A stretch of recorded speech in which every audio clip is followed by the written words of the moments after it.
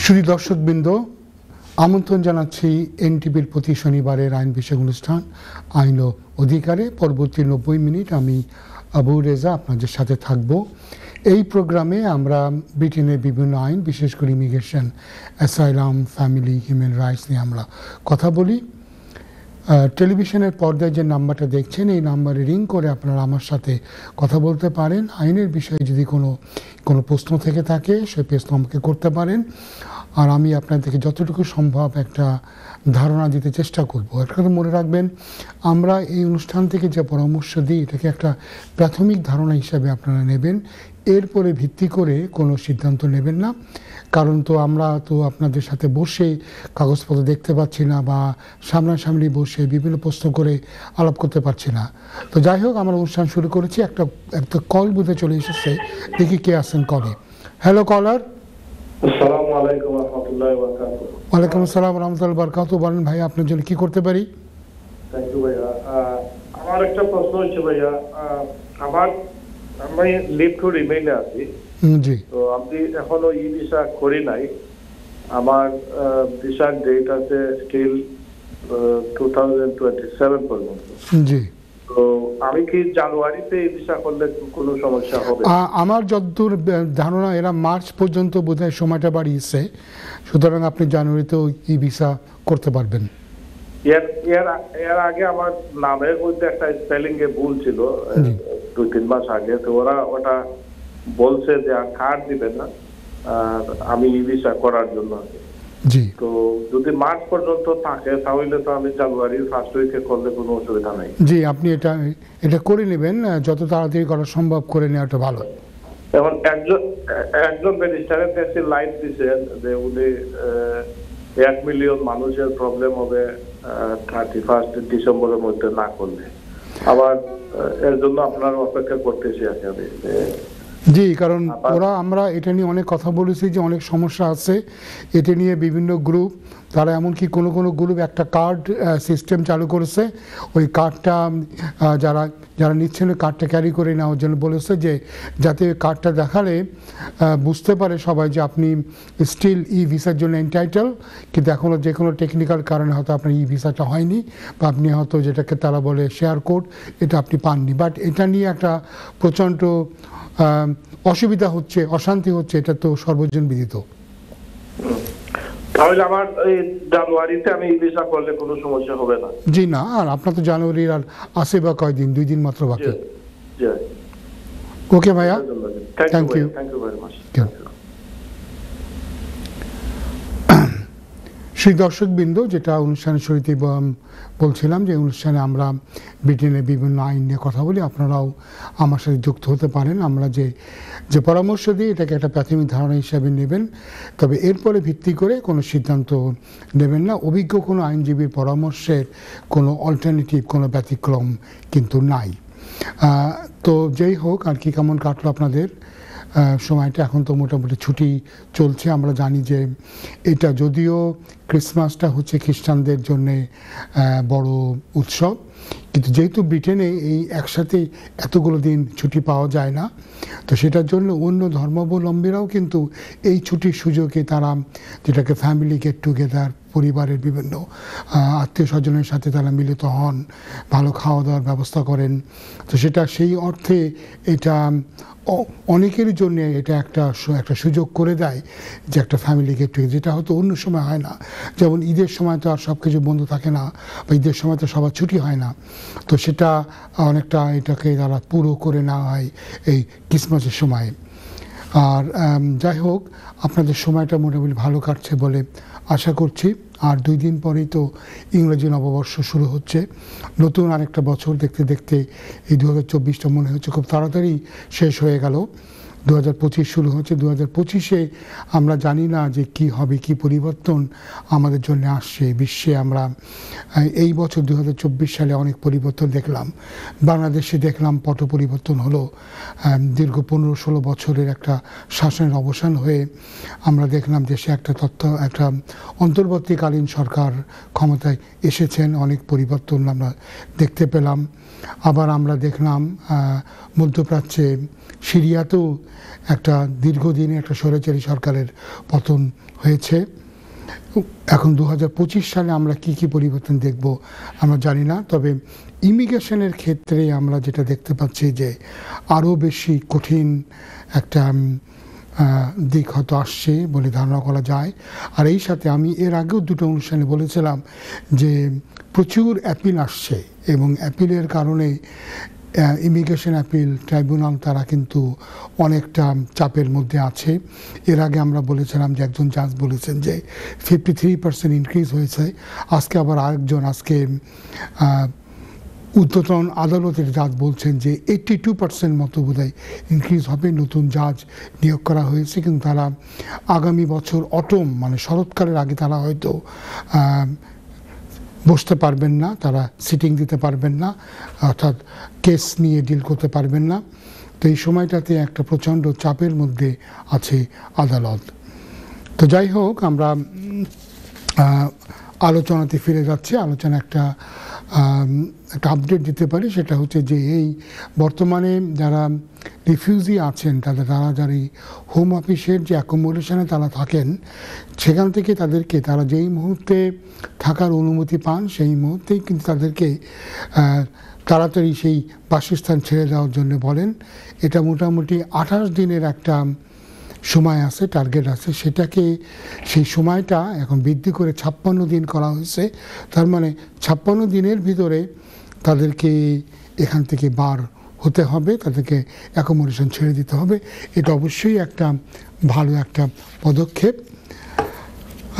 আরেকটা ব্যাপার আমাদেরকে একটু বলে দেওয়া দরকার, সেটা হচ্ছে যে ব্রিটিশ সরকার ইতিমধ্যেই বেলজিয়াম, নেদারল্যান্ড, ফ্রান্স, জার্মানি তাদের সাথে বিভিন্ন আলাপ আলোচনায় তারা লিপ্ত হয়েছেন যে কিভাবে এই যে ইংলিশ চ্যানেল পাড়ি দিয়ে যে সমস্ত লোক এদেশে আসেন তাদেরকে কি করে আটকানো যায়। এ ব্যাপারে তারা একটা সমন্বিত একটা পদ্ধতি অবলম্বন করতে চাচ্ছেন, যেটাতে তারা এই চ্যানেল পাড়ি দিয়ে আসাটাকে তারা মোটামুটি নিয়ন্ত্রণ করতে পারে। আপনারা জানেন যে এখানে ব্রিটেন একটা আলাদা একটা ফোর্স গঠন করেছে যেটার মাধ্যমে তারা এই আশাটাকে তারা রদ করতে পারে, তা রুখিয়ে দিতে পারে। এবং যারা এইভাবে মানব পাচার করে নিয়ে আসে তাদেরকে কিভাবে তারা ডিল করতে পারে সে ব্যাপারেও বিভিন্ন চিন্তাভাবনা চলছে। আরেকটা ব্যাপার এখানে একটু বলে রাখি যে আমরা দেখতে পাচ্ছি যে বিভিন্ন পরিবর্তনের পরে আমরা দেখতে পাচ্ছি যে আফগানিদেরকে নিয়ে কথাবার্তা বলছে, ফলে আফগানিদের সেটেলমেন্ট স্কিমে তারা আস্তে আস্তে তারা বলতে চাচ্ছে যে এই যে প্রক্রিয়াটা আস্তে আস্তে এটা বন্ধ হয়ে যাবে। ঠিক কবে বন্ধ হয়ে যাবে আমরা জানি না, বাট এই মুহূর্তে আফগানিস্তান থেকে আসলে যে ধরনের তারা সহানুভূতি পায় সেই সহানুভূতি তারা কিন্তু পাবে না। এখানে আরেকটু বলে রাখা দরকার যে আমরা জানি যে বাংলাদেশে একটা বিরাট রাজনৈতিক পট পরিবর্তন হয়েছে। 5ই আগস্ট তৎকালীন সরকারের পতন হয়েছে এবং তৎকালীন সরকার প্রধানমন্ত্রী শেখ হাসিনা তিনি দেশ ছেড়ে চলে যান এবং তারপরে আমরা একটা অন্তর্বর্তীকালীন সরকার ক্ষমতায় আসেন। তো এই সময় এই পর্যায়ে আমরা দেখেছিলাম যে অনেকেই ব্রিটেনের রাজনৈতিক আশ্রয় নিয়েছিলেন এবং যে আশ্রয়ের মূল ভিত্তি ছিল তারা হয়তো বিএনপি কিংবা জামাত কিংবা কোনো বিরোধী দলের রাজনীতির সাথে তাদের সম্পৃক্ততা আছে এবং দেশে ফিরে গেলে তারা আওয়ামী লীগ সরকার বা আওয়ামী লীগ দল বা ছাত্রলীগ যুবলীগদের দ্বারা তারা নিষ্পেষিত হবেন, যন্ত্রণার শিকার হবেন, জুলুম নির্যাতনের শিকার হবেন। তো এখন 5ই আগস্ট এই ওই সরকারের পতনের পরে আমি প্রায় টেলিভিশনে বলেছি যে এই অবস্থাতে যারা ওই ধরনের কোনো কেস করেছে তাদের কিন্তু কেসের মেরিটটা আর নাই, কারণ এখন বলা হবে যে যেখান থেকে তোমার ভয়ের উৎস ছিল সে ভয়ের উৎসই তো সরে গেছে। তো এটা নিয়ে অনেক বাকবিতণ্ডা হয়েছে, আমাদের কেউ কেউ বলেছে না না না এটা এখনও আছেই, এখনও সাবেক সরকারের বিভিন্ন এলিমেন্টগুলি আছে, এখনও মামলা মোকদ্দমা আছে, অতএব এখনও আগের গ্রাউন্ডে ক্লেম করা যাবে। তো এই মাসেই এই ডিসেম্বর মাসেই কিন্তু হোম অফিস নতুন policy guidance, policy note issue করেছে বাংলাদেশের উপরে। সেখানে পরিষ্কারভাবে তারা বলে দিয়েছে যে বাংলাদেশ সরকারের কাছ থেকে আসলে এই মুহূর্তে কারোর ওই ধরনের কোনো বিপদের আশঙ্কা নাই, এবং যদি কেউ কোনো নন স্টেট এজেন্ট থেকে যদি কারো ভয়ের কারণ থাকে তাহলে তারা সরকারের কাছ থেকে তারা প্রোটেকশন পেতে পারবে, বা ইন্টারনাল রিলোকেশন তাদের আছে। অর্থাৎ সরসংক্ষেপ হচ্ছে এই যে যারা আগে বিএনপি বা জামাত বা অন্য বিরোধী দলের রাজনীতি করতেন বলে যারা ভয়ের আশঙ্কা করছিলেন, তাদের এই মুহূর্তে অ্যাসালাম করলে নতুন পলিসি গাইডেন্স অনুযায়ী তাদের পক্ষে সাফল্য পাওয়া খুবই কঠিন হয়ে যাবে। হ্যাঁ, প্রত্যেকটা কেস তার নিজের পিকুলিয়ার মেরিটে, তার হয়তো কোনো যদি কোনো বিশেষ কারণ থেকে থাকে কোনো বিশেষ কেসে, সেক্ষেত্রে হয়তো এটা ভিন্ন, কিন্তু সাধারণভাবে কিন্তু এই ধরনের গ্রাউন্ডে অ্যাসালাম পাওয়াটা কঠিন হয়ে যাবে। যে সমস্ত কেসগুলি পেন্ডিং আছে হোম অফিসে, এই কেসগুলিতে যেটা হবে, হোম অফিস হয়তো এই পলিসি নোটের বরাদ দিয়ে তারা নাকচ করে দিতে পারে, এবং অ্যাপিলে যে কেসগুলি আছে অ্যাপিলেও কিন্তু এই পলিসি গাইডেন্সের রেফারেন্স টেনে অ্যাপিলগুলো নাকচ করে দিতে পারে। তো আমাদের কমিউনিটিতে যারা এই ধরনের পর্যায়ে আছেন, যারা এই ধরনের অ্যাপ্লিকেশন করেছেন, তাদেরকে দেখতে হবে কোনো বিকল্প কোনো ব্যবস্থা আছে কিনা। প্রথম কথা তো অবশ্যই তারা যদি বিএনপি কিংবা জামাতের কর্মী হন এবং তারা যদি আগে ওই আওয়ামী লীগ সরকার থেকে ভীতির কারণে রাজনীতি আশ্রয় চেয়ে থাকেন, তো তাদের তো এখন দেশে চলে যাওয়ার স্বর্ণ সুযোগ, কারণ তাদের তো অবশ্যই এখন আর দেশে গেলে কোনো বিপদের কারণ হবে না। যদি অন্য কোনো কারণ থেকে থাকে, হয়তো তারা দীর্ঘদিন এ দেশে আছেন, পরিবার পরিজন নিয়ে আছেন, একটা হিউম্যান রাইটসে একটা কেস হয়তো স্ট্রং কোনো কেস আছে, তাদেরকে আমরা বিকল্প কোনো কেস থাকলে সেই রুটে যাওয়ার জন্য পরামর্শ দেব। বা শুধুমাত্র বিএনপি করি বা জামাত করি, আগের আওয়ামী লীগ সরকার থেকে ভীতি আছে বা আমাদের বিরুদ্ধে মামলা মোকদ্দমা হয়েছে, এই মামলা মোকদ্দমার ক্ষেত্রেও কিন্তু তারা বলতে চাচ্ছে যে মামলা মোকদ্দমা হলেও তারা কেন লয়ার দিয়ে তারা ফাইট করতে পারে না। আর যারা এখন এই মুহূর্তে যারা বলবেন যে যারা আওয়ামী লীগ করেন, এ ব্যাপারেও কিন্তু আমরা বলেছিলাম যে আওয়ামী লীগ করলে হবে না, খুব হাই প্রোফাইল রোল না থাকলে। তারা কিন্তু বলেই দিয়েছে এই পলিসি নোট অনুযায়ী যে কেউ যদি, যাদের বিরুদ্ধে শাস্তিমূলক ব্যবস্থা নেওয়া হচ্ছে, এরা সবাই এদের বিরুদ্ধে নির্দিষ্ট অভিযোগ আছে, এবং তারা বলতে চাচ্ছে যে যে কোনো দেশের সরকারই তাদের দেশের আইন ভঙ্গ করলে, অপরাধ করলে তারা শাস্তি দিতেই পারে। সুতরাং আওয়ামী লীগের কোনো নেতা কর্মী যদি কোনো অপরাধ সংগঠিত করে থাকে এবং তারা যদি এই যার কারণে কোনো শাস্তির সম্মুখীন হয়, এটাকে তারা পারসিকিউশন বলছে না, তারা বলছে এটাকে প্রসিকিউশন।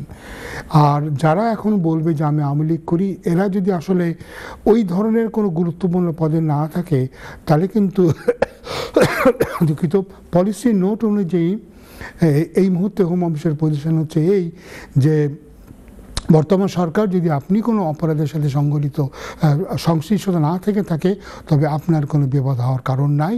আর কোনো মামলা মোকদ্দমা থাকলে সেটা প্রসিকিউশন নয়, সেটা প্রসিকিউশন, এবং সেটা অবশ্যই আপনি আইনগতভাবে যুদ্ধ করে আপনি আপনার নিজের নামকে ক্লিয়ার করতে পারবেন।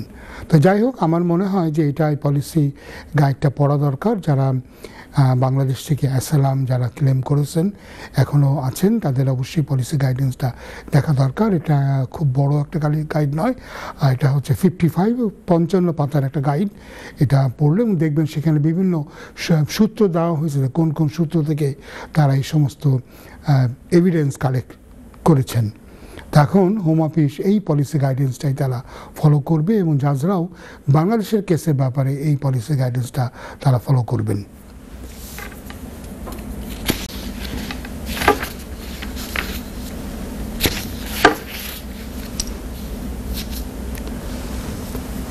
আরেকটা আপডেট আমরা দিতে পারি যে আমরা জানি যে OICC, office of the immigration service, immigration commissioner যেটা ছিল ওআইসি, সেটার পরিবর্তন হচ্ছে। সেটার পরিবর্তন হয়ে এটার নাম করা হবে ইমিগ্রেশন অ্যাডভাইস অথরিটি। কেন এই পরিবর্তনটা সাহিত্য হচ্ছে আমরা জানি না। আপনারা জানেন যে এদেশে যার বিভিন্ন ল ফার্ম, মানে সলিসিটর ফার্ম ছাড়াও ওআইএসসি ফার্মগুলি আছেন যারা ল সোসাইটি দ্বারা রেগুলেটেড হন না, তারা ওআইএসসি দ্বারা রেগুলেটেড হন, তাদের রেগুলেটরের নাম পরিবর্তন হচ্ছে। কেন করা হচ্ছে, এটা কি ইমপ্লিমেন্টেশন হবে আমরা জানি না। এটা আশা করা হচ্ছে আগামী বছরের গোড়ার দিকে এই পরিবর্তনটা সাধিত হবে। তো এই ছিল আজকের আমাদের মোটামুটি ইমিগ্রেশন আপডেট। আমরা হয়তো বা এখন তো মোটামুটি কোর্ট বন্ধ আছে, তো হয়তো আগামী আপডেটের সময় হয়তো কোনো কেস ল নিয়ে যদি কোনো ঘটনা ঘটে থাকে তো নিশ্চয়ই আপনাদেরকে জানাবো। একজন কলাবতী যুক্ত হচ্ছেন, দেখি কে আসছেন। Hello caller. হ্যালো, আসসালামু আলাইকুম। ওয়ালাইকুম আসসালাম। আমার একটা প্রশ্ন আছে। আমার আপনি হেয়ারিং হয়েছিল বাচ্চাদের। জি বলেন। সরি ভাইয়া, আপনার কথা আমি ঠিক বুঝতে পারিনি, আরেকবার বলেন দয়া করে। আমার একটা আপিল হেয়ারিং ছিল ভাইয়া। আপনার কি ছিল? Appeal hearing. আপনার অ্যাপিল হিয়ারিং ছিল, তারপরে কি হলো? জাজ এটাকে ডিসমিস করে দিয়েছিলেন। জাজ সাহেব ডিসমিস করে দিয়েছেন, তারপরে? তারপর আমরা আপার ট্রাইব্যুনালে একটা পারমিশন চাইছিলাম।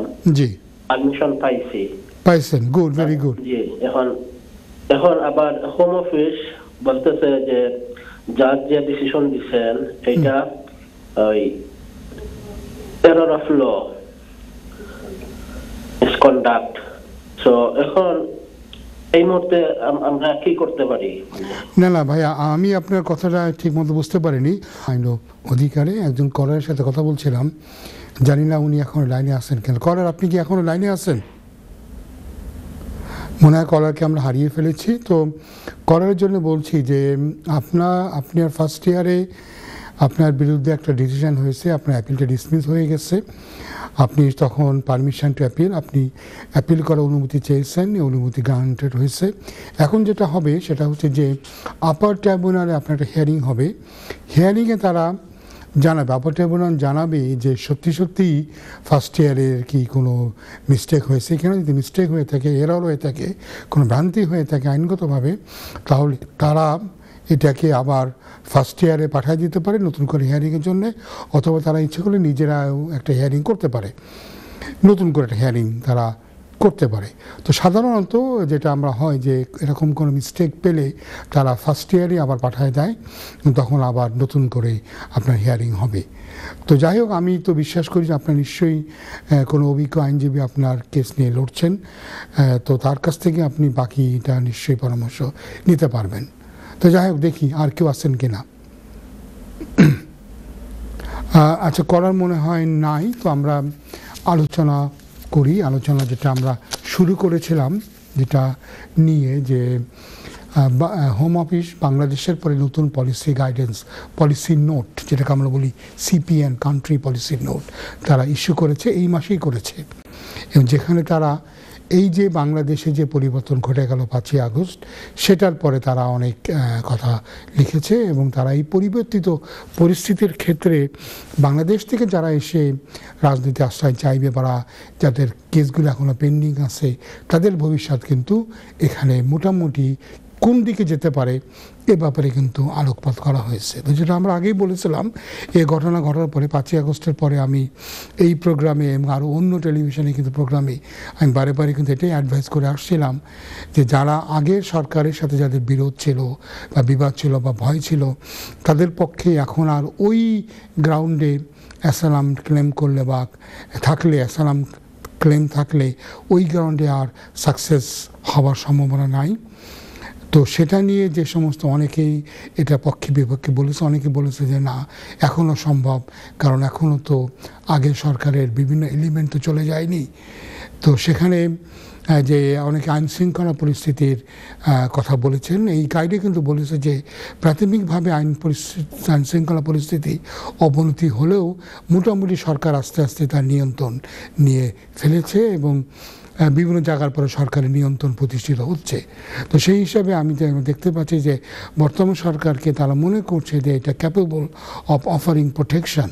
তো ফলে বর্তমান সরকার কোনো ওপেন প্রোটেকশন দেবে না এটা মনে করার কারণে সবচেয়ে বড় কথা, বর্তমান সরকার কাউকে রাজনৈতিকভাবে হ্যারাস করবে বা তারা কাউকে জুলুম বা নির্যাতনের শিকার হবে, বিনা বিচারে আটকে রাখবে, এটা এখন পর্যন্ত কাউন্ট্রি পলিসি নোট অনুযায়ী ব্রিটিশ সরকার বিশ্বাস করছে না। তো সুতরাং যারা বাংলাদেশে থেকে এসে অ্যাসাইলাম ক্লেম করবেন তাদেরকে এটা নিয়ে ভাবতে হবে। যারা বলবেন যে তারা আওয়ামী লীগের সমর্থক ছিলেন এবং সেই কারণে দেশে গেলে ভয় হচ্ছে, তাদেরও পলিসি নোটটা পড়া দরকার। কারণ পলিসি নোটে বলে দিচ্ছে যে আপনি যদি কোনো হাই প্রোফাইল না থাকেন, গুরুত্বপূর্ণ কোনো নেতা না হয়ে থাকেন, তবে আপনার ভয়ের কোনো কারণ নেই। আরও তারা বলছে যে বাংলাদেশে যাদের পরে হামলা হয়েছে তারা হয়তো অনেকে যেটা বলে প্রতিহিংসামূলক হামলা হয়েছে, যে আগে হয়তো কোনো অপকর্ম কারোর কারণ বা সেটাও এখন মোটামুটি কমে এসেছে। আর সরকার যাদের বিরুদ্ধে ব্যবস্থা নিচ্ছে তারা সবাই কোনো না কোনো অপরাধের সাথে সংশ্লিষ্টতা আছে। এবং এক্ষেত্রে কান্ট্রি পলিসি নোট পরিষ্কারভাবে বলছে যে প্রত্যেক সরকারেরই এটা তাদের লেজিটিমেট রাইট যে তারা তাদের দেশে কোনো অপরাধ সংঘটিত হলে সে অপরাধীদেরকে ধরা বা বিচার করা। সুতরাং আওয়ামী লীগের কোনো নেতাকর্মী তারা যদি কোনো অপরাধের সাথে তাদের সংশ্লিষ্ট থেকে থাকে, তাদের বিরুদ্ধে যদি বিচার ব্যবস্থা তারা নেয় বা তাদের বিরুদ্ধে যদি আইনানুগ ব্যবস্থা নেয়, তবে সেটাকে কোনো অবস্থাতেই পারসিকিউশন বলা যাবে না। তো সেই হিসাবে আপনি যদি আওয়ামী লীগ করেন, শুধু আওয়ামী লীগ করেন এই কথা বললে এটার জন্যই কিন্তু আপনার একটা ভালো একটা ক্লেম হবে বলে মনে করার কোনো কারণ। অবশ্যই আপনি কোনো অভিজ্ঞ আইনজীবীর পরামর্শ নেবেন এবং এই যে পলিসি নোটের আলোকেই আপনার ক্লেমটা তারা অ্যাসেস করবে। এখন কলার যুক্ত হচ্ছেন, দেখি কে আসছেন। হ্যালো কলার। ওয়ালাইকুম সালাম, বলেন কলার, কি করতে পারি? জি, আমি আপনার ই ভিসা অ্যাপ্লাই করছি। জি। করার পরে এখন আপনার দেখায় না, মানে রেফারেন্স নাম্বার দিছে, বাট রাইট টু ওয়ার্ক ওইগুলা মানে দেখায় না। আপনাকে তারা যে একটা শেয়ার কোড যেটা থাকবে, শেয়ার কোডেই আপনার ওই রাইট টু ওয়ার্ক বা এভরিথিং থাকবে। ওই শেয়ার কোড দিলেই আপনি সমস্ত ইনফরমেশন পেয়ে যাবেন এবং যেখানে আপনি যাবেন তারা ওই শেয়ার কোড দিয়েই তারা করতে পারবে, তারা আপনাকে ধরে নিন, তারা বুঝতে পারবে আপনার কাজে রাইট আছে কিনা বা বিভিন্ন বেনিফিটে এন্টাইটেলমেন্ট আছে কিনা। বেনিফিট ওইগুলা দিচ্ছে আমারে, ওইটা সমস্যা নাই, আসতেছে। বাট আমি এজেন্সির মাধ্যমে কাম করি, ওরা বলছে যে কাম আপনার রাইট টু ওয়ার্ক দেখায় না। ওইটা রাইট টু ওয়ার্কের জন্য ওই যে আপনার যে শেয়ার কোড আছে, ওই শেয়ার কোডে আপনার ওই শেয়ার কোড থাকা মানে আপনার রাইট টু ওয়ার্ক আছে এবং শেয়ার কোডই আপনাকে বলে দেবে। ওই শেয়ার কোড দিয়েই তারা চেক করবে। এখন আর ওই রকম করে পুরো হিস্ট্রি আর লেখা থাকে না। শেয়ার কোডটা প্রতি 3 মাস পর পর চেঞ্জ করতে হয়। ওই শেয়ার কোডেই আপনি তাদের জন্য সমস্ত ইনফরমেশন থাকবে। এটার কারণটাই হচ্ছে কারণ আপনাকে ওরকম কোনো ভিসা কার্ড আপনাকে দেবে না, দেওয়ার কারণেই ডিজিটাল। কারণ যে নাম্বারটা আপনি পেয়েছেন ওই নাম্বারটা আপনার ভিসা, ওই নাম্বার দিয়ে সব কিছু তারা বার করতে পারবে, আর কোনো ইনফরমেশন লাগবে না।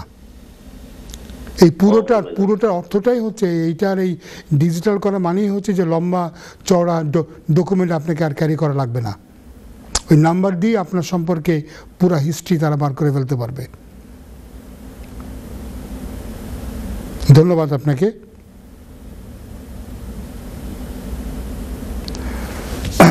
তো আমরা যেটা বলছিলাম, যেটা নিয়ে আবারও বলতে হচ্ছে যে এখন প্রশ্ন হচ্ছে যে অনেকে বলবেন যে আমার বিরুদ্ধে তো বাংলাদেশে মামলা আছে, কেস আছে, যে কেসগুলো এখনও তো উঠায় নেয়নি বা ওঠেনি, এক্ষেত্রে আমি কি করবো? আমি তো গেলে এখানে যেটা তারা বলবে, তারা যে পজিশন হবে এই যে আপনার বিরুদ্ধে যদি কেস থাকে, এখন যেহেতু বাংলাদেশে মোটামুটি বিচারালয়রা বিচার বিভাগ মোটামুটি স্বাধীনভাবে তারা কাজ করছে, আপনি দেশে গিয়ে আইনজীবী লাগিয়ে আপনার কেস আপনি ফাইট করতে পারবেন এবং আপনি অবশ্যই একটা যেটাকে বলি বিচার পাবেন, জাস্টিস আপনি পাবেন।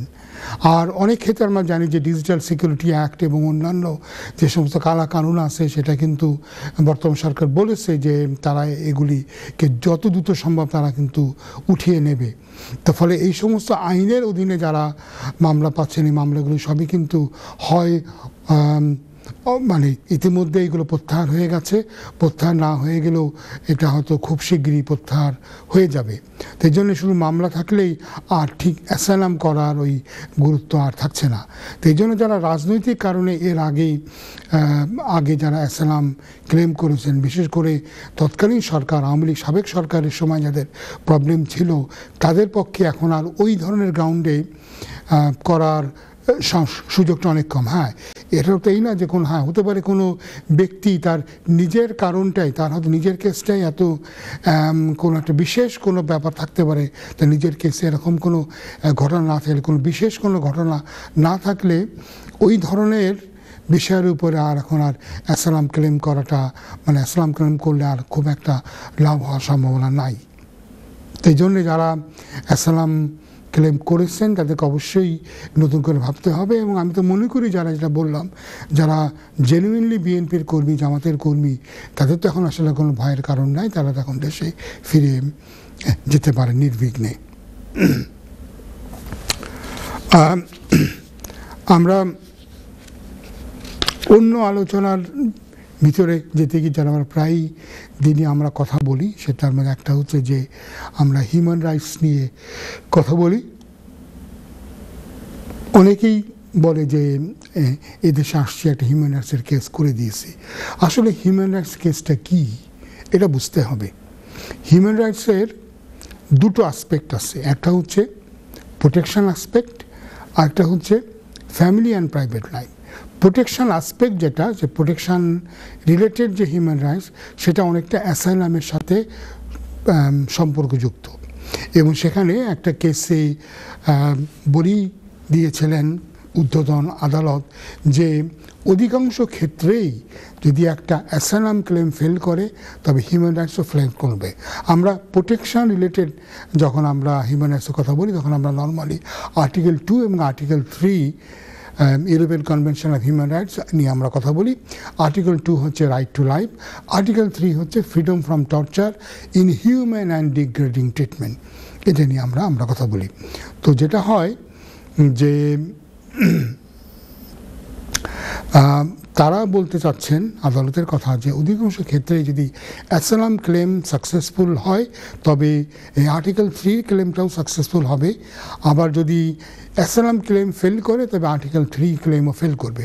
খুব কম ক্ষেত্রেই আমরা দেখি যে অ্যাসাইলাম ফেল করে কিন্তু আর্টিকেল 3 সাকসেসফুল হয়। যেসব ক্ষেত্রে আর্টিকেল 3 সাকসেসফুল হতে পারে তার একটা হতে পারে হয়তো মেডিকেল কেসে, আপনি হয়তো সেটা আমি এই মতো আবার একটু পরে কথা বলবো, এটা হতে পারে। আবার হতে পারে যেখানে হয়তো আপনি দেশে ফিরে গেলে আপনি হয়তো কোনো অপরাধ সংগঠিত করেছেন, যে অপরাধে দেশে গেলে আপনার মৃত্যুদণ্ড হবে একদম নিশ্চিত, সেক্ষেত্রে কিন্তু আর্টিকেল 3 ভায়োলেশন হবে। তো সেটাও সেই কারণেই কিন্তু আপনি আর্টিকেল 3-তে প্রোটেকশন পেতে পারেন। আরও হতে পারে যেখানে হয়তো আপনি অ্যাসাইলামের যে গ্রাউন্ড আছে, আমরা জানি যে 5টা গ্রাউন্ডে আপনি অ্যাসাইলাম ক্লেম করতে পারেন। অর্থাৎ আপনি দেখাতে হবে যে আপনি দেশে গেলে নির্যাতন, জুলুম, হয়রানির শিকার হবেন 5টার যে কোনো একটার কারণে। একটা হতে পারে আপনার রাজনৈতিক মতাদর্শের কারণে, আপনার ধর্মীয় বিশ্বাসের কারণে, আপনার জাতীয়তার কারণে, আপনার বর্ণের কারণে, বা আপনি একটা সামাজিক গোষ্ঠীর অন্তর্ভুক্তি, সেই সামাজিক গোষ্ঠীর অন্তর্ভুক্ত হওয়ার কারণে আপনার উপরে জুলুম, নির্যাতন, হয়রানি, অত্যাচার হতে পারে। তো এই 5টার বাইরে কিন্তু আপনার আর অন্য কোনো গ্রাউন্ডে অ্যাসাইলাম চাওয়ার কোনো সুযোগ নাই। কিন্তু এমন ঘটনা ঘটতে পারে যেখানে হয়তো বা আপনি এই 5টার গ্রাউন্ডের বাইরেও আপনার বিপদ হতে পারে। আপনি হয়তো খুব একটা শক্তিশালী কোনো একটা ফ্যামিলি, যে ফ্যামিলি হয়তো তাদের হাতে রাষ্ট্রীয় যন্ত্র বা রাষ্ট্রীয় বিভিন্ন সংস্থাগুলি সাথে যার খুব সংশ্লিষ্ট আছে এবং যে হয়তো এগুলো ব্যবহার করতে পারে, সেই পরিবারের সাথে হয়তো আপনার কোনো না কোনো কারণে কোনো সংঘর্ষ হয়েছে, এবং যেখানে ওই যে বললাম 5টা কারণের কোনো কারণ নাই, সেক্ষেত্রে যদি আপনি সাকসেসফুল হন, দেখানো যায় যে রাষ্ট্র আপনাকে প্রোটেক্ট করতে পারে না, আপনাকে কোথাও রিলোকেট করে গিয়ে আপনি নিরাপদ হবেন না, সেক্ষেত্রে কিন্তু আর্টিকেল 3-তে আপনি প্রোটেকশন পেতে পারেন। দেখি একজন কলার যুক্ত হচ্ছেন, কে আছেন? Hello caller. হ্যালো, আসসালামু আলাইকুম ভাই। জি ভাইয়া বলেন, কি করতে পারি? ভালো আছেন ভাইয়া? জি আলহামদুলিল্লাহ, আপনি ভালো? জি আলহামদুলিল্লাহ আছি ভালো। আমি নিয়মিত নাটক শ্রোতা। আমার একটা প্রশ্ন আছে ভাইয়া। আমি 1.5 years ago আমি 20 years old রাইটে ফ্যামিলি এন্ড প্রাইভেট লাইফে আমি পারমিশন পাইছি। এখন আমি একজন স্টুডেন্ট বিয়া করছিলাম, আমার একটা বাচ্চাও আছে, 16 মাস হয়ে গেছে। তো হিউম্যান রাইটের গ্রাউন্ড দিয়ে আমি অ্যাপ্লিকেশন করছিলাম আমার ওয়াইফ লাগে। আচ্ছা, প্রথম কথা হচ্ছে, জি প্রথম প্রশ্ন হচ্ছে আমি আপনাকে বলি যে আপনার ওয়াইফ,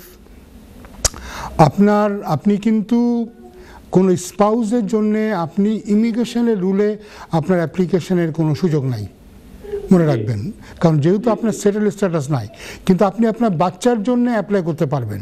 তো আমার অ্যাডভাইস হবে প্রথমে বাচ্চার জন্য আপনি অ্যাপ্লাই করেন, বাচ্চার ভিসাটা সর্ট আউট করে আপনার ওয়াইফের জন্য হিউম্যান রাইটসে outside the rule exceptional compelling গ্রাউন্ডসে আপনি অ্যাপ্লাই করবেন। ঠিক আছে, আপনি শুনেন, আমি তো অলরেডি অ্যাপ্লাই করে দিছি।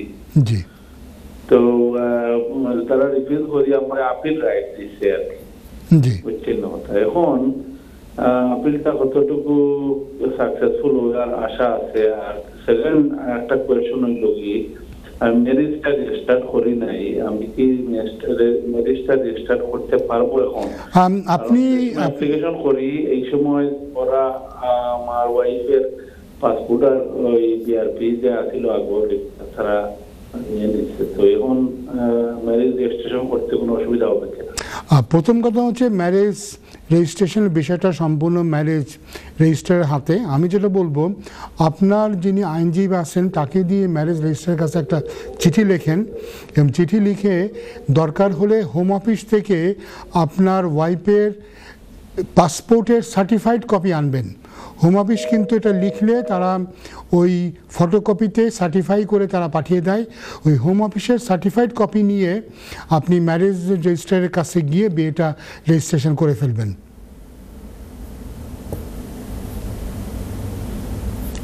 জি, যাই হোক আর কি, উনি হয়তো আমার উত্তরটা বুঝতে পেরেছেন। আবার আলোচনায় ফিরে যাচ্ছি, যেটা আমরা বলছিলাম হিউম্যান রাইটসের কথা, আমরা প্রোটেকশন অ্যাসপেক্ট নিয়ে কথা বলছিলাম।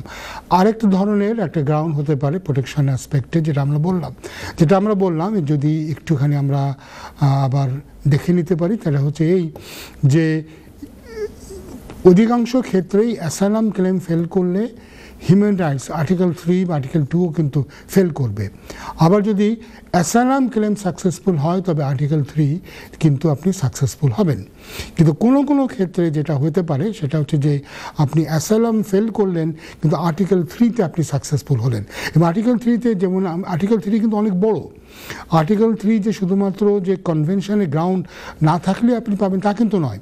এমন হতে পারে যে দেশ থেকে আপনি আসছেন সে দেশের পরিস্থিতি এমন যেটা হয়তো রিফিউজি কনভেনশনের 5টা গ্রাউন্ডের মধ্যে আসছে না, কিন্তু দেশের পরিস্থিতি এমন এখানে নিরাপত্তার অভাব। যেমন ধরুন আমি যদি এখন বলতে পারি লিবিয়াতে এখন যে অবস্থা চলছে, দুটো সরকার, দেশের দুই অংশে দুই সরকার বসে আছে। এক সরকার বসে আছে ত্রিপুরীতে আর সরকার বসে আছে বেনগাজিতে। দেশে একটা গৃহযুদ্ধের মতো অবস্থা চলছে। এখন যদি আপনি লিবিয়া থেকে ফিরে আসেন তো সেক্ষেত্রে দেশের পরিস্থিতির কারণে তারা বলবে দেশে একটা গৃহযুদ্ধের মতো অবস্থা আছে, একটা আর্ম কনফ্লিক্ট চলছে। তো সেখান থেকেও কিন্তু আপনি আসলে আপনি আর্টিকেল 3-তে আপনি ক্লেম করে আপনি পেতে পারেন, তখন তারা কিন্তু আপনাকে হিউম্যানিটেরিয়ান প্রোটেকশন দেবে।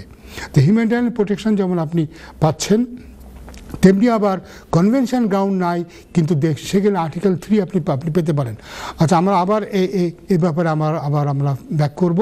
তো দেখি একজন কলার যুক্ত হচ্ছেন, কে আসেন কলার। হ্যালো কলার।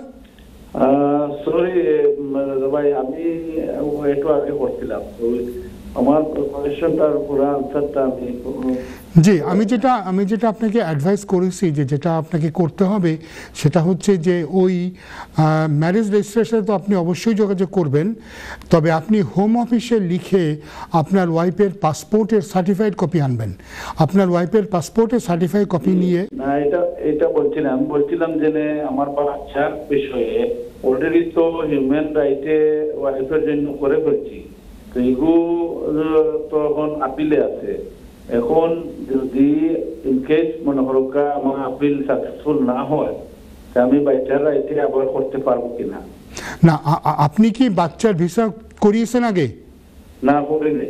আচ্ছা, এইটাই তো আপনার ভুল, যেটা আমি বললাম যে আপনার উচিত ছিল বাচ্চার ভিসাটা করায়, স্টেপ বাই স্টেপ যাওয়া উচিত ছিল।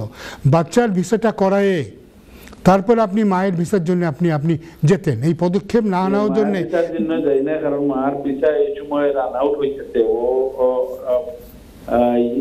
ওভারস্টে হয়ে যাবে, এর জন্য আমি একটু করছিলাম না। কিন্তু তাতে তো কোনো লাভ হলো না, কারণ আপনি যে আপনার ওয়াইফের জন্য যে ভিসা অ্যাপ্লিকেশনটা করতেন সেটা হতো আউটসাইড দ্য রুল।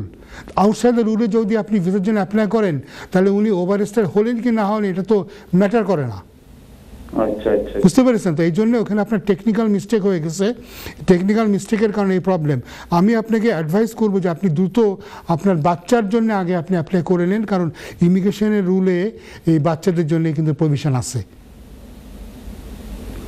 আচ্ছা, তো আমি বাচ্চার জন্য করতে পারবো? আপনি আগে বাচ্চার জন্য আপনি করে নেন, আপনি বাচ্চার জন্য আগে করে নেন, করে নিয়ে অ্যাপিলে তখন আবার আপনি ফার্দার রিপ্রেজেন্টেশন করেন, আপনি ফার্দার গ্রাউন্ড দেন যে যেহেতু আপনার বাচ্চা আর এদেশে থাকার রাইট আছে, তো সেক্ষেত্রে আপনার ওয়াইফেরও ক্লেমটা একটু কিন্তু স্ট্রং হবে। আর একই সাথে আপনি ওয়াইফের পাসপোর্টের সার্টিফাইড কপি আনেন, সার্টিফাইড কপি নিয়ে এসে আপনি বিয়েটাও রেজিস্ট্রেশন করে ফেলেন। আচ্ছা আচ্ছা, ওই ওরা যে পাসপোর্টে নিয়ে নিছে ওটার আছে, হোম অফিসে একটা লেটার দিছে, এই লেটার দিয়ে হবে না? ওরা তো আপনার এই পাসপোর্টের কপি দেখতে চাইবে, সেই কারণে আপনি ওদের কাছে লিখলে ওরা মোটামুটি কয়েক সপ্তাহের মধ্যেই সার্টিফাইড কপি আপনাকে দিয়ে দেবে। আচ্ছা, ঠিক আছে, ওকে, থ্যাংক ইউ ভাই। No problem. বাট আমি যেটা বললাম যে প্রত্যেকটা জিনিসেরই কিন্তু একটা নিয়ম আছে, সঠিকভাবে যদি পদক্ষেপগুলি নেন তাহলে রিস্কটা অনেকটা মিনিমাইজ করা যায়। জন্য বললাম বাচ্চাটা করে তারপরে আপনার ওয়াইফের জন্য হাত দেওয়া উচিত ছিল। এবং যেহেতু আপনার ওয়াইফের অ্যাপ্লিকেশনটা হতো আউটসাইড দ্য রুল, ফলে ওনার ভিসা থাকলে বা কি না থাকলে কি এটার জন্য উনি কোনো বেনিফিট ওনার আসতো না। ঠিক আছে, ওকে, থ্যাংক ইউ। আপনি আগে আমি আপনার এই অ্যাপিলটা হতে আপনি বাচ্চাটা আগে করে নেন, তারপরে আপনি কোর্টে গেলে, কারণ এখন তো আপনি কোর্টে গেলে হোম অফিস বলবে যে বাচ্চার জন্য বাচ্চা মা থাকবে সে বাচ্চারই তো এদেশে থাকার অনুমতি নাই।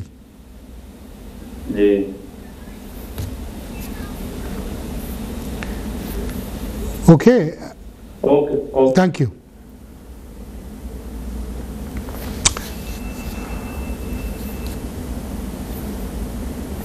Hello caller. হ্যালো, ওয়ালাইকুম আসসালাম রহমতুল্লাহ বারকাতুহু। ভাইয়া বলেন কি করতে পারি আপনার জন্য?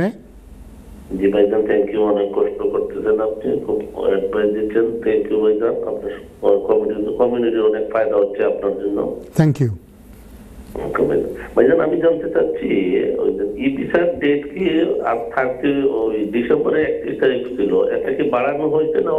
এটা আমি যতদূর জানি এটা মার্চ পর্যন্ত বর্ধিত হয়েছে। আচ্ছা, আলহামদুলিল্লাহ, ঠিক আছে। আমি অ্যাপ্লাই করছি ভাইজান, করার পরে এখন ওই যে রেফারেন্স নাম্বার দিতে কিন্তু শেয়ার কোড দেখায় না। এখন কি আমি ওইটা কি করবো? এটা কি আপনি যে শেয়ার কোডটা কি আপনাকে তারা দিয়েছে আসছে? এটা না শেয়ার কোড আসে না, জাস্ট এবার আমি যে অ্যাপ্লাই করছি রেফারেন্স নাম্বার ওইটা দিছে, বাট শেয়ার কোড দেখায় না। আচ্ছা, ওইটা আপনি ওদেরকে আবার দেখেন, ওদের অনেকগুলো ইমেল আছে এবং বিভিন্ন ধরনের এজেন্সিগুলি বিভিন্ন ধরনের সুযোগ সুবিধা দিচ্ছে। যেমন আজকে আমরা যেটা আমি এখানে বলতে চাচ্ছিলাম যে একটা কার্ড সিস্টেমও চালু করেছে, এই কার্ডেও কিন্তু আপনি একটা কার্ডও নিয়ে রাখতে পারেন। যেমন প্রায় এখানে একটা গ্রুপ আছে, ইউ সিটিজেন রাইট গ্রুপ, তারা প্রায় 3 মিলিয়নের মতো তারা বোধহয় কার্ড ইস্যু করেছে। কার্ডটাও কিন্তু আপনি আনতে পারেন, একটা কার্ডও আপনি নিয়ে রাখতে পারেন। এই কার্ডেও কিন্তু আপনাকে প্রমাণ দেবে যে আপনি অ্যাপ্লিকেশন করেছেন বা আপনার অ্যাপ্লিকেশন পেন্ডিং আছে।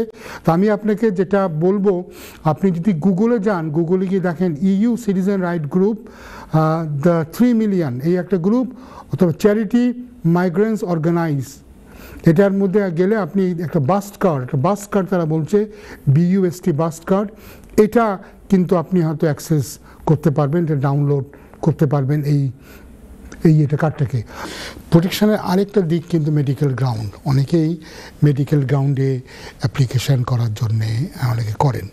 তো এটা একটু বলে দেওয়া দরকার। আমরা অ্যাসাইলামের ক্ষেত্রে দীর্ঘদিনের অভিজ্ঞতা থেকে আমরা দেখেছি যে প্রায় সময় আমাদের অনেকেই অ্যাসাইলামিক ক্লেমে তারা ডাক্তারের রিপোর্ট দিতে চান। হ্যালো কলার। ওয়ালাইকুম আসসালাম। জি, আপনি আমার সাথে কথা বলছেন, আপনি বলেন।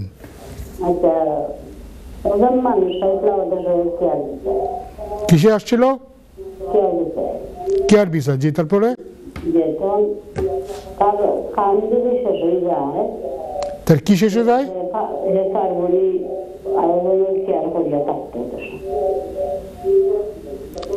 আমি আপনার কথা ঠিক বুঝতে পারলাম না, যেটুকু বুঝলাম একজন কেয়ার ভিসাতে, তারপরে কি হয়েছে?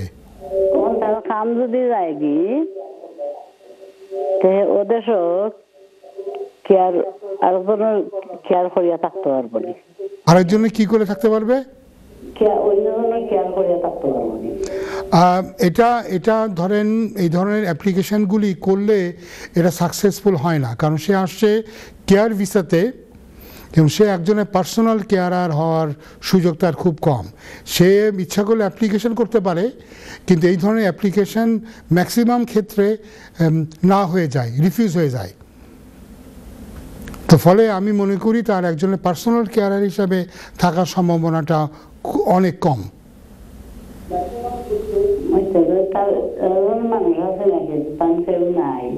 হ্যাঁ, তার যদি কেউ না থাকে সেটার জন্যে তার বাংলাদেশ থেকে কেয়ারার আর দরকার পড়ে না, কারণ তার জন্যে দেখাশোনা, যে বুঝতে পেরেছি, কিন্তু তার বাংলাদেশ, লোকটা তো বাংলাদেশে।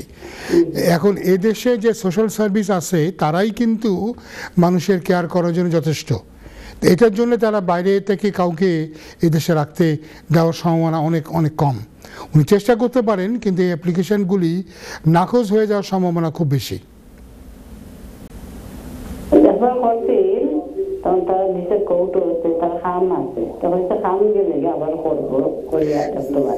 জি না, সে এটা করে, হ্যাঁ, তাকে যদি থাকতে দেয় থাকতে পারবে, কিন্তু এই ধরনের গ্রাউন্ডে থাকতে পারার সম্ভাবনাটা অনেক কম, অনেক লেস।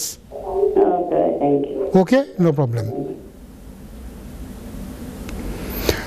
তো আমরা যে প্রসঙ্গে কথা বলছিলাম, যে অনেকেই যখন দেখা যায় যে অ্যাসাইলামের হয়তো কারণ অ্যাসাইলাম চেয়েছেন এবং তারা তারপরে মেডিকেল নোট দেন। তো মেডিকেল নোটটা অ্যাসাইলামের ক্ষেত্রে কোন মেডিকেল নোটটা আপনার জন্য হেল্পফুল হবে? ধরুন আপনি বলছেন, অভিযোগ করছেন যে দেশে থাকতে বা যে দেশে আপনি ছিলেন সেখানে আপনি নির্যাতন জুলুমের শিকার হয়েছেন, আপনাকে পুলিশে ধরে নিয়ে গিয়েছিল, ধরে নিয়ে গিয়ে আপনাকে সারা গায়ে ইলেকট্রিক শক দিয়েছে, সিগারেটের পোড়া সিগারেট দিয়ে আপনার গায়ে দগ্ধ করে দিয়েছে, বা আপনাকে ছুরি দিয়ে সারা শরীরে আপনাকে চিরিয়ে চিরে চিরে আপনাকে রক্ত বার করে আপনাকে যন্ত্রণা দিয়েছে, টর্চার করেছে। হ্যাঁ, এই ধরনের যদি টর্চারের কোনো স্ক্যান থেকে থাকে, কোনো চিহ্ন থেকে থাকে, সেগুলো কিন্তু মেডিকেল নোটে, মেডিকেল যেটাকে আমরা বলি মেডিকেল এক্সামিনেশানে কিন্তু এটার রিপোর্ট আসবে, এবং এই রিপোর্টটা কিন্তু কিন্তু আপনার জন্য হেল্পফুল হবে। এটা প্রমাণ করতে পারে যে আপনি একজন টর্চারের ভিকটিম ছিলেন, বা ভিকটিম আপনি মোর লাইকলি, যেটা খুব সম্ভাবনা আছে যে আপনি একজন টর্চারের ভিকটিম ছিলেন। এক্ষেত্রে আপনাকে মেডিকেল নোটগুলো কিন্তু আপনার হেল্প করবে। অনেক ক্ষেত্রে যারা মহিলারা যারা রেপ বা অন্যান্যভাবে যারা যৌন নির্যাতনের শিকার হয়েছেন, সেখানেও কিন্তু মেডিকেল রিপোর্ট হেল্পফুল হতে পারে। কিন্তু আমরা প্রায় সময় দেখি যে যেখানে কোনো টর্চারের কোনো অ্যালিগেশন নাই, কিন্তু আপনি একটা নোট নিয়ে আসছেন যে আমি খুব ডিপ্রেসড, আমি ডিপ্রেশনের জন্য ওষুধ খাই। তো আমি বুঝতে পারি না এই ধরনের ডিপ্রেশনের কী ধরনের রিপোর্ট কতটুকু আপনার কেসে আপনাকে হেল্প করবে। এখন আপনার কেসে আপনি বলছেন যে আমি একটা রাজনৈতিক দলের সদস্য ছিলাম, এখন আমি দেশে গেলে আমার বিরোধী পক্ষ আমাকে মারবে। তো এইটার সাথে আপনি যে ডিপ্রেশনে থাকেন, এইটাতে আপনার কী ধরনের প্রমাণ করবে? বরঞ্চ ডিপ্রেশনের যে মেডিকেল গ্রাউন্ডে আপনি নিয়ে আসবেন, তারা বলেই দেবে যে বাংলাদেশে গেলে আপনি অনেক ভালো ডিপ্রেশনের আপনার ট্রিটমেন্ট হবে, অনেক ক্লিনিক আছে, তারা কিন্তু অনেক ক্লিনিক বলে দেবে, ঢাকাতে, ওখানে চট্টগ্রামে, ওখানে সিলেটে, রাজশাহীতে, তারা বিভিন্ন ক্লিনিকের নাম দিয়ে বলবে, তো ওখানে গিয়ে তুমি ট্রিটমেন্ট করাতে পারবে। এখন কলার যুক্ত হচ্ছেন, দেখি কে আছেন কলার। হ্যালো কলার। ওয়ালাইকুম আসসালাম। জি কলার বলেন, আমি কি করতে পারি আপনার জন্য? জি, ফ্যামিলি প্রাইভেট লাইফে 10 ইয়ার্স রুটে থাকলে বাচ্চার জন্য 7 বছর না হলে কি অ্যাপ্লিকেশন করা যায়? সরি, আমি আপনাকে কথা বুঝলাম না। আপনি বলছেন যে একবার বললেন 10 ইয়ার, একবার বললেন 7 ইয়ার, আমি কনফিউজ হয়ে গেলাম। আমাকে আরো একটু ভালো করে বুঝায় বলেন। ফ্যামিলি এন্ড প্রাইভেট লাইফে 10 ইয়ার রুটে আমি আছি। জি, এখন আমার বাচ্চার জন্য কি 7 ইয়ার না ছাড়া কি অ্যাপ্লিকেশন করা যাবে? 7 ইয়ার আপনি কোন ভিসাতে আছেন 10 ইয়ারে? জি, 10 ইয়ার ভিসাটা পেয়েছেন কোন গ্রাউন্ডে? 10 ইয়ার না, 2 ইয়ার্স 20 ইয়ার্স রাইটে। আপনি 20 ইয়ারে পেয়েছেন ভিসা? জি জি। আর আপনার বাচ্চা? বাচ্চার তো ভিসা হয় নাই তো। আচ্ছা, যেটা হবে শোনেন, আপনি আছেন লিমিটেড লিভে ভিসাতে। যারা যে লিমিটেড লিভে আছে তাদের বাচ্চা এই দেশে থাকলে তাদের জন্য একটা আলাদা প্রভিশন আছে ইমিগ্রেশনের রুলে, সেই প্রভিশন অনুযায়ী আপনি আপনার বাচ্চার জন্য অ্যাপ্লাই করতে পারেন। কিন্তু আপনি আপনার স্পাউস বা পার্টনারের জন্য ইমিগ্রেশন রুল অ্যাপ্লাই করতে পারেন না, সেই অ্যাপ্লিকেশনটা হবে আউটসাইড দ্য ইমিগ্রেশন রুল। সেক্ষেত্রে একটু আগে একজন কলের পরিপ্রেক্ষিতে আমি বলেছিলাম যে আগে বাচ্চার জন্য অ্যাপ্লাই করে পরে বাচ্চার মায়ের জন্য অ্যাপ্লাই করবেন। তা আপনি বাচ্চার জন্য অ্যাপ্লাই করতে পারেন, একটা প্রভিশন আছে যারা এরকম লিমিটেড লিভে আছে তাদের বাচ্চাদের জন্য। 7 বছর না হলেও কি বাচ্চার জন্য? 7 বছর না হলেও বাচ্চার জন্য করা সম্ভব। 7 বছর না হলেও বাচ্চার জন্য করা সম্ভব। আপনার বাচ্চা হিসেবে তার অ্যাপ্লিকেশন করা সম্ভব।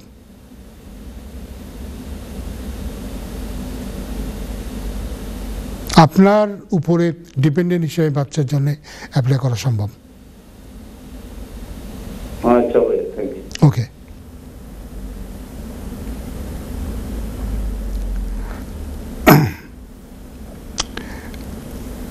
তো আমরা যেটা নিয়ে বলছিলাম যে মেডিকেল গ্রাউন্ডে যদি আপনি অ্যাপ্লাই করতে চান, সেটার জন্য থ্রেশহোল্ড বেশ হাই।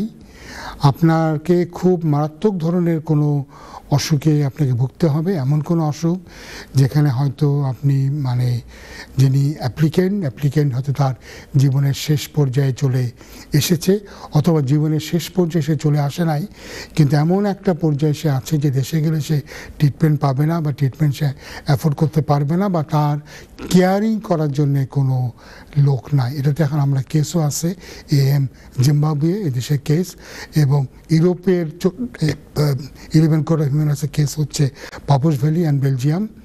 তো দেখি আমরা ফিরে এসে এটা নিয়ে আরও হয়তো কিছু কথা বলতে পারি। হ্যালো কলার, কে আছেন কলার? আসসালামু আলাইকুম। ওয়ালাইকুম আসসালাম। কলার বলেন। কেমন আছেন? ভালো আছেন? জি আলহামদুলিল্লাহ, আপনি ভালো? জি ভালো। আমরা লিভ টু রিমেইন আছি। আমার বাচ্চা এদেশের জন্ম, সেও লিভ টু রিমেইন আছে। সরি আপনার, হ্যাঁ জি, আপনার বাচ্চা লিভ টু রিমেইন আছে, বলেন এখন। দেশের জন্য। জি 7 বছর হয় নাই, এখন 6.5 বছর চলতেছে। জি 7 বছর হওয়ার পরে কি ইন্ডিপেন্ডেন্ট লিভের জন্য 7 বছর হয়ে যাওয়ার পরে ওই বাচ্চার জন্য আপনি ইনডিফিনিট লিভের জন্য আপনি অ্যাপ্লাই করতে পারবেন। মানে যেদিন 7 বছর হবে এরপরে? জি জি জি ওকে, থ্যাংক ইউ। তো যেটা আমরা বলছিলাম মেডিকেল গ্রাউন্ডে যেটা হতে পারে, যদি আপনি দেখাতে পারেন যে তিনি খুব সিরিয়াস কোনো মেডিকেল কন্ডিশনে ভুগছেন, দেশে গেলে তিনি ট্রিটমেন্ট পাবেন না, বা ট্রিটমেন্ট পেলেও এটা তিনি অ্যাফোর্ড করতে পারবেন না, এবং এই যে ট্রিটমেন্টের সাথে যে রিলেটেড কেয়ার, যে কেয়ার আছে সেই কেয়ার ফ্যাসিলিটি তার জন্যে অ্যাভেলেবল নয়, সেক্ষেত্রে আমরা দেখেছি যে AM জিম্বাবুয়ে কেসে যে এক্সেপশনাল গ্রাউন্ডগুলো বলেছে সেইখানে কিন্তু সেই গ্রাউন্ডে কিন্তু আপনি পেতে পারেন, এবং সেটা আমার নিজেরও বেশ কয়েকটা কেসে আমি জয়যুক্ত হয়েছি। তো এইরকম কেসে যদি আপনি সেই টেস্টটা স্যাটিসফাই করতে পারেন তো সেক্ষেত্রে মেডিকেল গ্রাউন্ডে আপনি পেতে পারেন। তো এটা কিন্তু মেডিকেল গ্রাউন্ড খুব যত নয় যে মাথা ব্যথা করে কিন্তু আমি ডিপ্রেস কিংবা আমি ডায়াবেটিক আছে না, এটা অবশ্যই একটা এমন কোনো প্রবলেম হতে পারে যেটাতে একটা লাইফ থ্রেটনিং একটা পর্যায়ে আছে, সে ধরনের একটা কেস হতে পারে। আমার এমনও কিন্তু ক্লায়েন্ট ছিল যেখানে আমরা দেখাতে পেরেছি যে এই ক্লায়েন্ট এই দেশ থেকে ফ্লাই করে যেতে পারবে না, অর্থাৎ তিনি এত অসুস্থ যে তার পক্ষে প্লেনে করে দেশে যাওয়া সম্ভব নয়। তা নিশ্চয়ই হোম সেক্রেটারি কাউকে জাহাজে চড়িয়ে কিংবা বাই রোডে তো আর পাঠাবে না, তাকে তো পাঠাতে গেলে প্লেনে করেই পাঠাবে, তাই না? তো এই জন্যে এটা একটা গ্রাউন্ড হতে পারে যে তিনি এত অসুস্থ যে তাকে প্লেনে করে পাঠানো সম্ভব নয়। একজন কলার যুক্ত হচ্ছেন, দেখি কে আসছেন কলার। হ্যালো কলার। আসসালামু আলাইকুম। ওয়ালাইকুম আসসালাম, বলেন ভাইয়া কি করতে পারি? ভাই আমি একটা প্রশ্ন করতে আসলাম। করেন, জি করেন। ই ভিসা মনে হলো ইউরোপিয়ানের লাগে ই ভিসা কেটা অ্যাপ্লাই করা লাগবনি। কার জন্যে? মনে হলো আমরা ইন্ডিভিজুয়াল লিভ পাই দিছি, এখন বাংলাদেশের পাসপোর্ট, তখন ই ভিসা তো অ্যাপ্লাই করতে পারলাম না, তারা ফটো নেন না, কার্ড নেন না, এটা কিন্তু আমরা এলাউড করণ লাগবে। আপনার কি কার্ড আছে? এখন যেহেতু কোনো কার্ড থাকবে না এই জন্যে প্রত্যেকেরই জন্য তারা ই ভিসা করার জন্য বলেছে, যেহেতু আর কোনো বিআরপি কার্ড থাকবে না, তো আপনার মার্চ পর্যন্ত সময় আছে। জি, এই জন্য সবাইকেই তারা কার্ড করে নিতে হবে, যাদেরই আগে বিআরপি কার্ড ছিল এরা সবাই এখন কার্ডের পরিবর্তে তারা ওই ই ভিসাটা করে নিবে। এখন আমার প্রশ্ন হইল এটা, এখন আমি তো এই ভিসা করতাম চাইলাম, এখন তো ফটো নেয় না, কার্ড নেয় না, এটা কে করা যায়? আর কার্ড না নিলে আপনার পাসপোর্ট দিয়ে আপনি করা সম্ভব। পাসপোর্ট তো নেয় না। কেন নেই? কেন? এটা কার্ড বা পাসপোর্ট যে কোনো একটাতে আপনি না নিলে যদি আপনার প্রবলেম হয়, দেখেন ওদের কিন্তু একটা হেল্পলাইন আছে, সেখানে আপনি যোগাযোগ করেন। শুধু তারা না, ইলপা ইমিগ্রেশন লয়ার্স প্র্যাকটিশনার্স অ্যাসোসিয়েশন তারাও কিন্তু এ ব্যাপারে আপনাকে হেল্প করছে। আপনি কিন্তু ইচ্ছা করলে যে কোনো ল সেন্টারে গিয়ে বা সিটিজেন অ্যাডভাইস ব্যুরোতে গিয়েও হেল্প নিতে পারেন। প্লাস আই থিঙ্ক মাইগ্রেন্ট হেল্পলাইনও কোনো অফিস তারা কিন্তু হেল্প করছে, অনেক জায়গা থেকে হেল্পের ব্যাপার আছে। আর এটা এখন মার্চ মাস পর্যন্ত তারা এক্সটেন্ড করেছে, আপনাদের সময় আছে। আপনি নিজে করতে না পারলে বিভিন্ন এজেন্সি আপনাকে ফ্রি অফ চার্জ আপনাকে তারা ই ভিসা করিয়ে দিবে।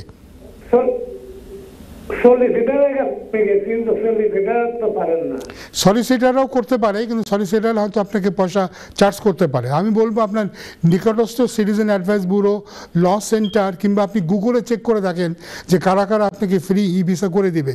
কারণ গভর্নমেন্ট এটার জন্য কিন্তু ফান্ডও তারা দিয়েছে বিভিন্ন চ্যারিটিকে, যাতে তারা বিনা পয়সায় ই ভিসা করে দিতে পারে। আপনি গুগলে চেক করলে আপনি বার করতে পারবেন যে আপনার নিকটস্থ কারা কারা আপনাকে বিনা পয়সায় ই ভিসা করাই দিতে পারবে।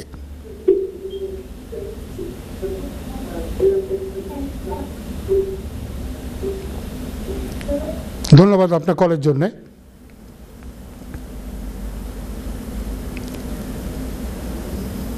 আমরা আবার আলোচনায় ফিরে যাচ্ছি। আমরা হিউম্যান রাইটসের বিভিন্ন দিক নিয়ে কথা বলছিলাম। আমরা হিউম্যান রাইটসের প্রোটেকশন দিক নিয়ে কথা বললাম। প্রোটেকশন হিউম্যান রাইটসের ক্ষেত্রে আমরা বললাম মূলত এটা এখানে article 3 freedom from torture in human and degrading treatment, এটা নিয়ে আমরা কথা বলছিলাম। সেক্ষেত্রে আমরা দেখলাম যে কোনো ক্ষেত্রে যেখানে অ্যাসাইলামের গ্রাউন্ডে কেউ সাকসেসফুল হচ্ছে না, কিন্তু তার কান্ট্রির সিচুয়েশান এমন যে সেখানে গেলে তার প্রবলেম হবে, বা সেখানে গেলে হয়তো কোনো সিভিল আনরেস্ট আছে, যেটাকে সিভিল ওয়ার আছে, বা কোনো একটা গণবিক্ষোভের কারণে যে দেশে এই মুহূর্তে আর্ম কনফ্লিক্ট বা শান্তি বিঘ্ন হচ্ছে, সেসব ক্ষেত্রে থেকে কিন্তু আর্টিকেল 3 সেখানে অ্যাপ্লিকেবল হবে। এবং আমরা এইসব ক্ষেত্রে দেখি যে হিউম্যানিটেরিয়ান প্রোটেকশন দেওয়া হয়।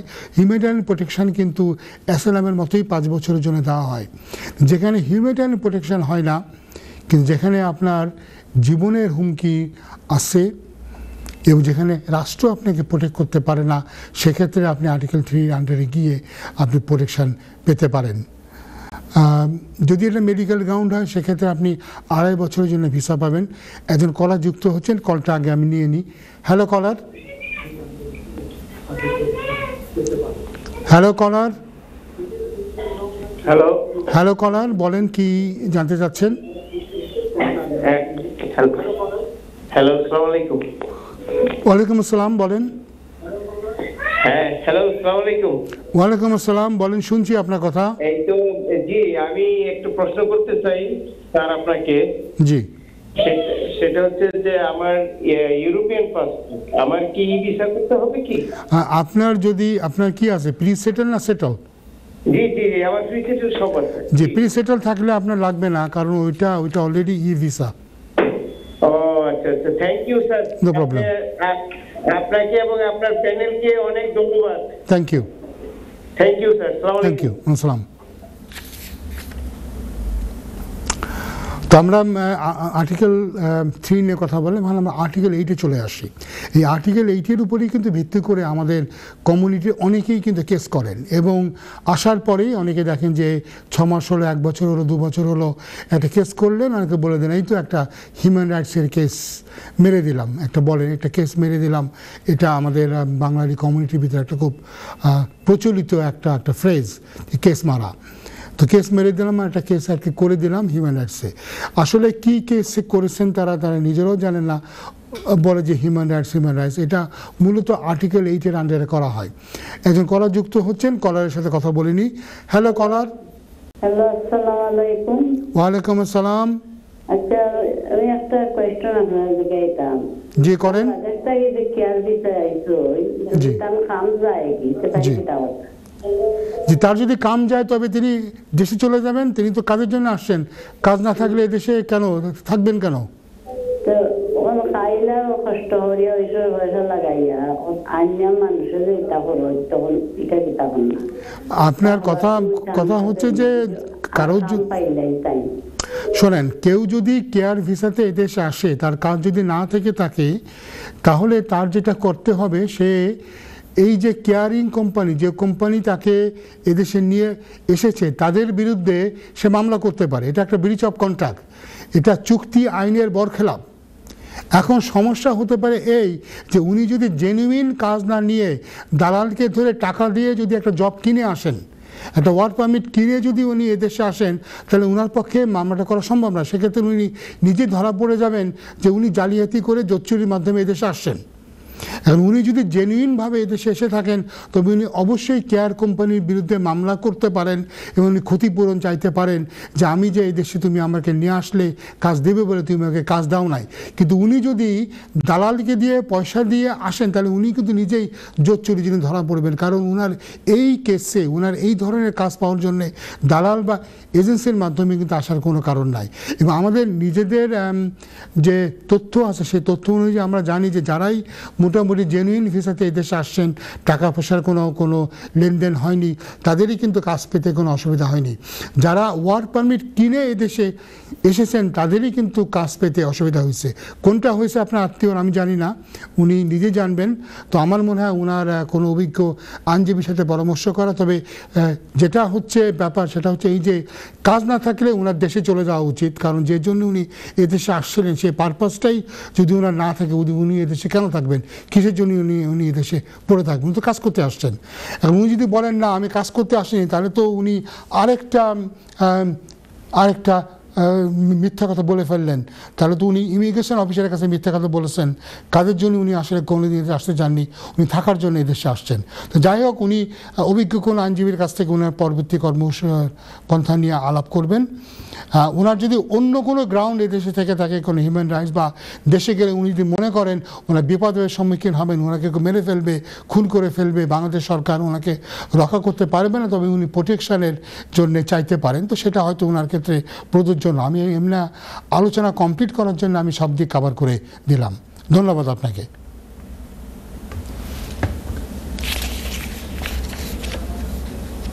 তো আমরা আরেকটা অ্যাসপেক্ট নিয়ে কথা বলি, এই হিউম্যান রাইটস আর্টিকেল 8। আর্টিকেল 8টা কি? এটা right to respect for private and family life. তো অনেকেই এদেশে আসার পরে তারা এই আর্টিকেল 8-এ অ্যাপ্লিকেশনটা করে।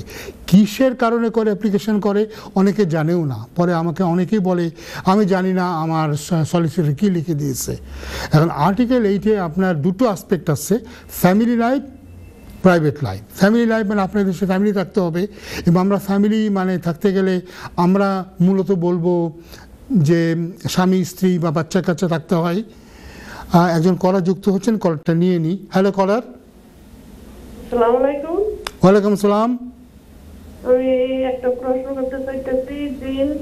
আমার তো সেটেলমেন্ট এই দেশের আছে, সেটেলমেন্টও আছে, তার মধ্যে আমার হচ্ছে বায়োমেট্রিক কার্ড আছে, ওইটার বিয়া আগামী নভেম্বর তো 5 বছরে দিছিল। তো আমি এটা ভিসা লেগে অ্যাপ্লাই করছিলাম, আমার এই ভিসার ইয়াটা নেয়নি, এটা কম্পিউটারে নেয় না। আপা আমি আসলে আপনার কথা ঠিক বুঝতে পারলাম না। আপনার কি ভিসা আছে? প্রি সেটেল না সেটেল ভিসা? আমার সেটেলমেন্টও আছে, সেটেলমেন্টও আছে, তারপর তো আমার বায়োমেট্রিক। না না না, আপনি কি ভিসা আছেন? আপনি বলেন সেটেলমেন্ট আছে, আমার কি আছে? Biometric card. বায়োমেট্রিক কার্ড আপনার কি ভিসা আছে? আপনি কি visa? Individual leave to remain? জি। হ্যাঁ, তা তারপর আমার ওই যে অনেক ই ভিসার লেগে যেটা ইয়া করুন। জি, আপনার যদি বিআরপি কার্ড থেকে থাকে তো সেটা দিয়ে আপনি ই ভিসার জন্য অ্যাপ্লাই করতে পারেন। না, ওইটা কম্পিউটারে নিতে আসে না, ওইটা ইয়া নভেম্বর মাস পর্যন্ত 25। এনিওয়ে আপনি ওইটা দিয়ে আপনি ট্রাই করতে পারেন। যদি কোনো কারণে আপনার বিআরপি অ্যাকসেপ্ট না করে আপনি আপনার পাসপোর্ট দিয়েও এই ভিসাটি অ্যাপ্লাই করতে পারেন। যদি না করতে পারেন তো দেখবেন যে আপনার কম্পিউটারেও কিন্তু বিভিন্ন হেল্প মেকানিজম আছে, তাদের সাথে আপনি যোগাযোগ করেন, এবং এখানে বিভিন্ন এজেন্সি আপনাদেরকে হেল্প করছে, সেখানে থেকে আপনি হেল্প নিতে পারেন। এবং ইউ সিটিজেন রাইট গ্রুপ তারা কিন্তু একটা বাস্ট কার্ড তারা ইস্যু করতেছে, বাস্ট কার্ডও আপনি নিতে পারেন। এটা একটা প্রুফ থাকবে যে আপনার ই ভিসার জন্য আপনি অ্যাপ্লাই করেছেন, অ্যাপ্লিকেশন পেন্ডিং আছে, আপনি সব ধরনের রাইটের জন্য আপনি এন্টাইটেল। ঠিক আছে? এবং বিভিন্ন ধরনের হেল্প আছে, আপনি গেলে গুগলে গেলেই কিন্তু বিভিন্ন হেল্প আপনি পাবেন। হোম অফিসেরও কিন্তু একটা ডেডিকেটেড ইমেলের একটা ব্যবস্থা আছে, সেখানে আপনি ইমেল করে বলতে পারেন যে কেন আপনার বিআরপি কার্ড তারা অ্যাকসেপ্ট করছে না। আর এনি কেস তারা কিন্তু মার্চ পর্যন্ত এক্সটেন্ড করেছে বলে আপনাদের সময় আছে। আচ্ছা, ঠিক আছে। Thank you. 25 সালে নভেম্বর, 25 নভেম্বর তো কাছে, তো এটা জানাই না নাকি কাছে নতুন জানলাম। আমরা মোটামুটি অনুষ্ঠানের প্রায় শেষ পর্যায়ে চলে এসেছি। আমরা শেষ করার আগে ছোট্ট একটুখানি টাচ করে নিই, যেটা আমি বলছিলাম হিউম্যান রাইটসের ক্ষেত্রে, যে ফ্যামিলি লাইফ মানে আপনার অবশ্যই এদেশে আপনার পার্টনার আছে কিনা, আপনার বাচ্চা আছে কিনা, এটা ইস্যু হবে। এবং পার্টনার থাকলেই যে থাকতে পারবেন এমন কোনো কারণ নাই, কারণ আমরা দেখতে পাচ্ছি 2012 জুলাইতে তারা অনেক হিউম্যান রাইটস অনেক আসপেক্ট তারা কিন্তু ইমিগ্রেশন রুলের ভিতরে ঢুকিয়েছে। তো সেক্ষেত্রে আপনার যদি যিনি অ্যাপ্লিকেন্ট হন তার যদি এদেশে ভিসা থেকে থাকে, তবে সেক্ষেত্রে প্রশ্ন হবে তিনি স্পাউস হিসাবে মেনটেন্যান্স দেখিয়ে, ইংলিশ টেস্ট দিয়ে, অ্যাকোমোডেশন দেখিয়ে কেন অ্যাপ্লাই করছেন না। যদি এগুলো না থেকে থাকে, তিনি যদি ওভারস্টে হয়ে থাকেন, সেক্ষেত্রে প্রশ্ন হবে যে এদেশ থেকে চলে যাওয়াটা তাদের জন্য ইনসারমন্টেবল অবস্টাকল কিনা, সে থেকে চলে গেলে দেশে গিয়ে থাকলে তাদের কোনো বড় বাধা বা প্রতিবন্ধকতা তাদের জন্য থাকবে কিনা। এর বাইরে যেটা আছে প্রাইভেট লাইফের ক্ষেত্রে এখন খুব ক্লিয়ার কাট রুল আছে যে 20 বছর থাকতে হচ্ছে এদেশে, লিগালি বা ইলিগালি। লিগালি থাকলে 10 বছর, আর বাচ্চা থাকলে 7 বছর। এসব নিয়ে আমরা আগেও কথাবার্তা বলেছি। যাই হোক, অনুষ্ঠান একদম শেষ পর্যায়ে চলে আসলাম। তো আমরা শেষ করার আগে ইংরেজি নববর্ষের শুভেচ্ছা দিয়ে শেষ করি। আশা করি আগামী বছর আপনাদের আরও সুন্দর হোক এবং আপনাদের সমস্ত নেক আশা আল্লাহ রাব্বিল আলামিন পূরণ করুন। তো ভালো থাকেন সবাই, আবার দেখা হবে আগামী বছরে।